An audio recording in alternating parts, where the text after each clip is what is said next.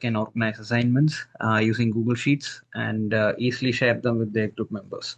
So we'll open the Google spreadsheet first, and this is how I got into the spreadsheet. So it's simple. So I'll show you the how we can get.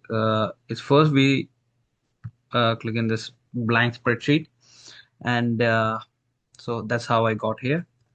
And first step after doing that, we'll be naming our blank sheet. So we can add the rows first. The first row, I'm giving the course assignment, and next we'll go with the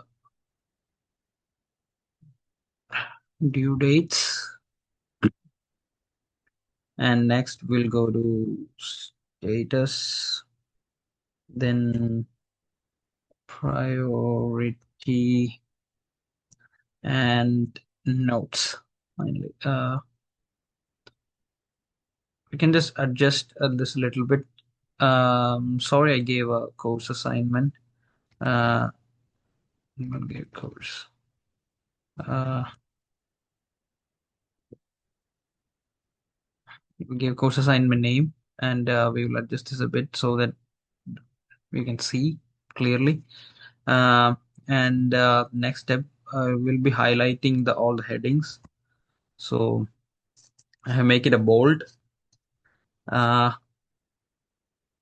and next step be the so when we type the due dates, Google spreadsheet automatically identifies the deadlines of the assignment so that you will not miss. So our target audience for this video is a newcomer students in Canada.